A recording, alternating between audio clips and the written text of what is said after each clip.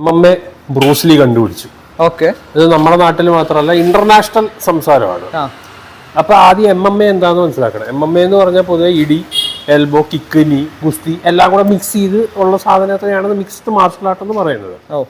അപ്പം 10,000-3000 കൊല്ലം മുമ്പേ ബോക്സിംഗ് എന്ന് പറഞ്ഞാൽ ഇന്നത്തെ കാലത്ത് ഒരു ഇടി മാത്രമല്ല, അന്നത്തെ കാലത്ത് ഗുസ്തിയും കൂടെ ഉൾപ്പെടുത്തി, അല്ലെങ്കിൽ ഗുസ്തി 10,000 വർഷം യേശുക്രിസ്തു ഉണ്ടാകുന്നതിന് 10,000 വർഷം മുമ്പേ ഉണ്ടായി.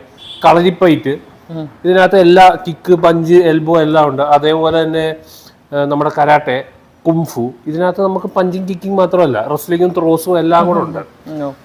ഇപ്പോഴത്തെ ലേറ്റസ്റ്റ് ടൂർണമെന്റിൽ എന്ത് നടക്കുന്നത് എൻ്റെ അറിയത്തില്ല. യഥാർത്ഥ മാർഷൽ ആർട്ടിൽ എല്ലാം കൂടെ കമ്പൈൻ ചെയ്തിട്ടുള്ളതാണ്. ഇതൊക്കെ ബ്രൂസ്ലി ജനിക്കുന്നതിന് ആയിരക്കണക്കിന് വർഷം മുമ്പേ ഉണ്ടായ സാധനമാണ്. അപ്പൊ ബ്രൂസ്ലി എങ്ങനെയാണ് എംഎംഎയുടെ ഫൗണ്ടർ എന്ന് പറയുന്നത്? പല ആൾക്കാർക്കും ഇത് കോൺസെപ്റ്റ് അറിയത്തില്ല. അവർ തർക്കിക്കാൻ വരുന്നു ബ്രൂസ്ലിയാണ് ഇത് കണ്ടുപിടിച്ചതെന്ന്. ബ്രൂസ്ലി ജനിച്ചതും മരിച്ചതും എല്ലാം ഈ 19th സെഞ്ചുറിയിലാണ്. അതിനൊക്കെ 1000 വർഷം മുമ്പേ ഇത് ഓൾറെഡി മാർഷൽ ആർട്സ് പല മിക്സ് ചെയ്തിട്ടാണ് ചെയ്യുന്നത്. അപ്പോൾ ബ്രൂസ്ലി ഇത് കണ്ടുപിടിച്ചെന്ന് പറയുന്നതിന് പ്രത്യേകിച്ച് ലോജിക്കൊന്നുമില്ല. ആൾക്കാർ ഇത് പറയുമ്പോൾ ഒന്ന് ചിന്തിക്കുക, അല്ലാതെ വെറുതെ അന്ധമായ ഫാൻസ് ആവുന്നതിന് അർത്ഥമില്ല.